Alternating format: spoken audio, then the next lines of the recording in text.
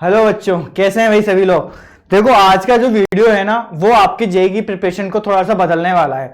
क्योंकि अपन last month में जो जो गलतियां करते हैं ना वो सब चीजें लेके आए हैं कि अपन लास्ट मंथ में जो प्रिपरेशन कर रहे हैं, एक साल से अच्छे से मेहनत करी है, बट लास्ट में कुछ ऐसी गलतियां कर देते हैं जिसकी वजह से अपना अटेम्प्ट जो होता है वो बिगड़ जाता है। कई बच्चों का सवाल होता है कि यार मैंने हर साल अच्छे से मेहनत करी है पूरे साल में और टेस्ट भी अच्छे से दिए बट मेरा रिजल्ट क्यों नहीं आया। क्योंकि मेन चीज होती है ना कि अपन लास्ट मंथ की प्रिपरेशन है ना आपके पूरे साल की प्रिपरेशन से अलग होती है। अपन लास्ट मंथ में किस तरीके से प्रिपरेशन कर रहे हैं, अपनी स्ट्रेटजीज क्या होने वाली है, किस तरीके से अपन को आगे की प्रिपरेशन करनी है, सब कुछ अलग होता है। क्योंकि आपने पूरे साल में जो भी मेहनत की है वो लास्ट मंथ की प्रिपरेशन के ऊपर डिपेंड होती है कि आपने लास्ट मंथ में किस तरीके से अपने आप को संभाला है। क्योंकि इसमें बहुत सारी चीजें होती है छोटी छोटी जिसमें अपन को ध्यान देना होता है और वो चीज अपन ध्यान देते नहीं है। इसलिए ये वीडियो इसलिए लेके आया हूं मैं, ताकि आप अपनी चीजों को अच्छे से समझें, प्लानिंग करें। क्योंकि लास्ट का जेईई मंथ का प्रिपरेशन आपकी स्टडी को, आपके प्लान को, आपके रिविजन को पूरी तरीके से बदलने वाला है। तो अपन स्टार्ट करते हैं। इस वीडियो को अच्छे से देखना, पूरा हर चीज में आपको छोटे छोटे पॉइंट समझाऊंगा कि आगे आपको इस मंथ में, जनवरी मंथ में कैसे अपनी प्रिपरेशन को प्लानिंग करनी है। क्योंकि बिना प्लानिंग के रिजल्ट नहीं मिलता है। लास्ट मंथ में अपन गधे की चाल नहीं चल सकते कि जैसे मन में मर्जी आ रहा वैसे आंखें बंद करके चल रही है, अंधेरे में तीर नहीं चलेंगे। यहां पे हर चीज प्लानिंग के साथ होगी। ठीक है, तो आपका आज का टॉपिक है the last month don't make this mistakes. ठीक है, कि अपन को कौन कौन सी मिस्टेक्स नहीं करनी चाहिए, कौन कौन सी गलती नहीं करनी चाहिए। इसके लिए मैं आपको पूरी चीज समझाने वाला हूं। तो अच्छे से वीडियोस को देखना कि क्या क्या अपन को गलतियां नहीं करनी है। ठीक है, तो पहला पॉइंट आता है अपना अवॉइड न्यू टॉपिक्स। सबसे मेन पॉइंट आता है कि अपन अपने टॉपिक्स को अवॉइड, जो न्यू टॉपिक्स होते हैं, ये न्यू टॉपिक्स, गलतियां यह होती है अपन न्यू टॉपिक्स को उठाना स्टार्ट कर देते हैं, है ना। क्योंकि देख मेन चीज क्या है, अपन ने अच्छे से रिवीजन कर लिया, सब कर लिया, लेकिन अपन कोशिश करते हैं कि यार कुछ नया पढ़ लेते हैं, कुछ नए चैप्टर्स उठा लेते हैं। जैसे कि मैंने लिखा हुआ है, मिस्टेक है trying to be learn new unfamiliar topics at the last moment. अपन लास्ट मोमेंट में छोटे छोटे न्यू टॉपिक्स उठा लेते हैं ताकि यार चलो इससे कुछ क्वेश्चन बन जाए तो मैं पढ़ लेता हूं, समझ लेता हूं। नहीं भाई, ये जरूरी नहीं है, अपन को करना ही नहीं है। क्योंकि लास्ट मंथ में जो आपने पढ़ चुके हैं, समझ चुके हैं, रिवीजन कर चुके हैं, आपको उन्हीं टॉपिक पे फोकस करना है। इसमें लिखा भी है, देखो, what to do state revise important topics and problem solving practice.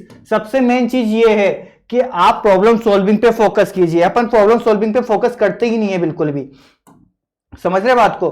क्योंकि देखो अपन ये है ना, सबसे मेन चीज होती है कि आपकी जो प्रॉब्लम सॉल्विंग है ना, सबसे मेन इंपॉर्टेंट होती है लास्ट मंथ में, कि आप जो चीज को रिवीजन कर चुके हैं उसकी क्वेश्चन प्रैक्टिस आपने कितनी करी है।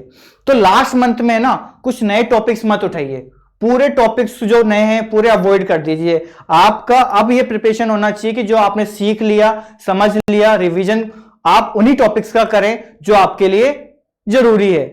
क्योंकि न्यू टॉपिक्स पढ़ के आप अपने आप को कंफ्यूजन पे पैदा कर दोगे अपने माइंड के अंदर, ये पढ़ूं कि ये पढ़ूं।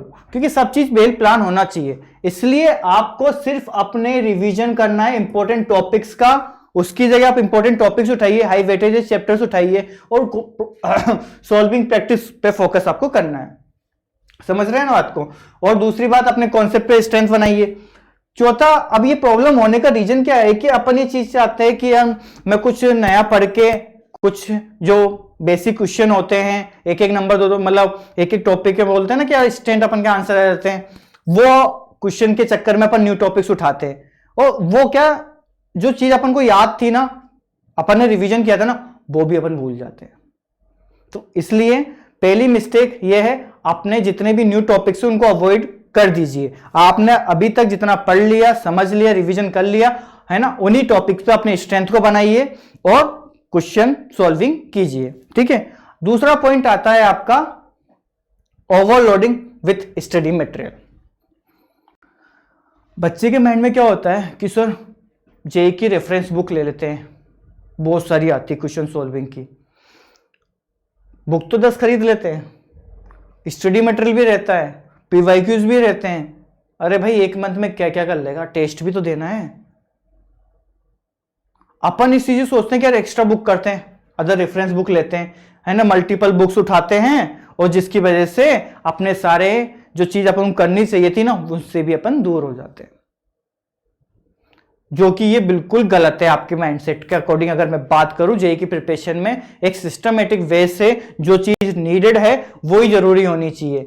फर्स्ट आपका स्टडी मटेरियल है, फिर उसके बाद आपके प्रीवियस ईयर क्वेश्चन है, पास्ट पेपर्स हैं। इसके अलावा जब आपके पास टाइम की अवेलेबिलिटी होती है तब आप एक्स्ट्रा कीजिए, आपको कोई मना नहीं कर रहा, लेकिन फर्स्ट प्रायोरिटी जो है वो करिए। अपन ओवरलोडेड इतने हो जाते हैं, मिस्टेक से इतने कर देते हैं कि अगर कोई 10 रिफरेंस बुक उठा लाया वो करने सॉल्विंग लग गया, भले पीवाईक्यूज करे नहीं करे कोई मैटर ही नहीं कर रहा। ये चीजें नहीं है। फर्स्ट प्रायोरिटी आपका स्टडी मटेरियल है, सेकंड प्रायोरिटी आपका पास्ट पेपर है, देन आपके मॉक टेस्ट है। इसके अलावा जब आपके पास टाइम की अवेलेबिलिटी होती है तब आप एक्स्ट्रा मटेरियल पे जाइए, अदरवाइज आपको मटेरियल करने की जरूरत नहीं है, क्योंकि आपका एनसीईआरटी और जेई का स्टडी मटेरियल इतना हो जाता है कि आपको अदर बुक करने की जरूरत ही नहीं पड़ती है, और पास्ट पेपर तो इतने सारे कि आप करते करते थक जाओगे। तो क्या मतलब आ रहा अदर स्टडी मटेरियल का? नए टाइम पे आपको अभी करने की जरूरत ही नहीं है। आपको सिर्फ जो चीज मैंने बताई है कि आपका जेई का मटेरियल, एनसीईआरटी और आपका past papers more than enough है। इसके अलावा आप जो भी टाइम देना चाहते हैं वो अपने इंपॉर्टेंट टॉपिक को रिवीजन में, क्वेश्चन सॉल्विंग में दीजिए ना, ताकि जो चीज आपने सीखी है समझी उस पर आप 100% डिलीवर कर पाए एग्जाम के टाइम पर। ठीक है ना? तो ये वाली मिस्टेक्स भी अपन बिल्कुल भी नहीं करेंगे कि स्टडी मटेरियल का ज्यादा ओवरलोडेड नहीं होना चाहिए। ठीक है। थर्ड पॉइंट आता है आपका नेग्लेक्टिंग टाइम मैनेजमेंट। अब अपन क्या करते हैं कि सुबह उठे, किताब उठाई और स्टार्ट कर दिया आंखें बंद करके। कोई चीज का टाइम स्लॉट फिक्स नहीं है कि मुझे किस टाइम पर क्या पढ़ना है। सबसे बड़ी गलती यह है कि not practice with timed mock test और not managing your time effectively during revision. अब बताओ, सबसे बड़ी गलती यह है आपकी कि आपको किस सब्जेक्ट पे कितना टाइम देना, रिवीजन के लिए, प्रैक्टिस के लिए कितना टाइम देना है, टेस्ट के लिए कौन से टाइम सही रहता है। स्लॉट्स अपन को पता नहीं है। जब मन में आए आंखें खुली अपन ने टेस्ट दे दिया, जब मन में आए तब उठा के चैप्टर के उठाया, पढ़ लिया, रिवीजन कर लिया, प्रैक्टिस कर लिया। नहीं, बिल्कुल हर चीज का आपका टाइम स्लॉट फिक्स होना चाहिए, अदरवाइज आप चीजें सॉर्ट आउट नहीं कर पाएंगे। क्योंकि लास्ट मंथ में आपका डिसिप्लिन रिवीजन होना चाहिए। ऐसे नहीं कि मन में आया जैसे ही मैंने रिवीजन कर लिया। सबसे मेन पॉइंट यही है कि आप अपने हर चीज का टाइम स्लॉट फिक्स करो, चाहे वो प्रैक्टिस का हो, चाहे वो रिवीजन करने का हो, चाहे वो टेस्ट देने का हो। जब तक आप चीजें टाइम स्लॉट में फिक्स नहीं करेंगे आपका रिवीजन परफेक्ट नहीं होगा। क्योंकि मेन पॉइंट यहां पे आता है कि आपको मैनेज होना चाहिए कि जो एग्जाम प्रेशर होता है ना, एक्चुअल में जो एग्जाम अपन देने जा रहे हैं 3 घंटे का जो प्रेशर होता है ना, वो डेली आपको फील होना चाहिए, जो मैं अभी कर रहा हूं प्रिपरेशन में। क्योंकि यार मेन पॉइंट यही आता है कि आप करंट टाइम पर किस तरीके से अपने आप को सेटल कर रहे हो, तभी तो आप एग्जाम में कर पाओगे ना अपने आप को। अभी प्रेजेंट कंडीशन में अगर मैं देखता हूं तो आप चीजों को सेटल कर ही नहीं रहे हो ना, अटक रहे हो चीजों पे। क्यों? क्योंकि मेन पॉइंट ये है कि अपन अपने जब अपन प्रैक्टिस करते हैं तो अपन से क्वेश्चन बन जाते हैं, जब अपन टेस्ट की तरफ जाते हैं तो क्वेश्चन अपन से बनते ही नहीं है। क्यों? अपन उस प्रेशर को फील ही नहीं किया। हर दिन उस प्रेशर को फील करो, ऐसा लगो, ऐसे प्रैक्टिस करो कि यार मैं हर दिन अपने आप को पेपर दे रहा हूं, एग्जाम दे रहा हूं, तब जाके आप उस प्रेशर को, एग्जाम के प्रेशर को झेल पाओगे, समझ पाओगे कि यार किस तरीके से अपने प्रेशर को हैंडल करना है। राइट? तो टाइम मैनेजमेंट आपके लिए जरूरी है। ओके बेटा, तो ये आपका थर्ड पॉइंट था। चौथा पॉइंट आता है इग्नोरिंग हेल्थ एंड वेलबींग। सबसे मेन पॉइंट होता है लास्ट मंथ की प्रिपरेशन में बच्चा क्या भागता है पागलों की तरह। पूरे साल तो उसने पढ़ाई नहीं करी है ना, फिर भागता है लास्ट मंथ में पागल की तरह। अरे नहीं, भागना है सर, करना है, करना है, करना है, जरूरी है। मैं ये नहीं कहता कि पढ़ाई छोड़ दीजिए लास्ट मंथ में, लेकिन अपनी हेल्थ भी जरूरी है। अगर आपकी हेल्थ ही सही नहीं होगी तो आप प्रिपरेशन का कोई मतलब नहीं है, कोई सेंस ही नहीं है। क्योंकि आप जो चीज सीख रहे हो, समझ रहे हो, वो वहां पे डिलीवर ही नहीं हो पाएगा ना। जब वहां पे डिलीवर नहीं हो पाएगा तो क्या सेंस आ रहा है उस चीज का? समझ रहे हो?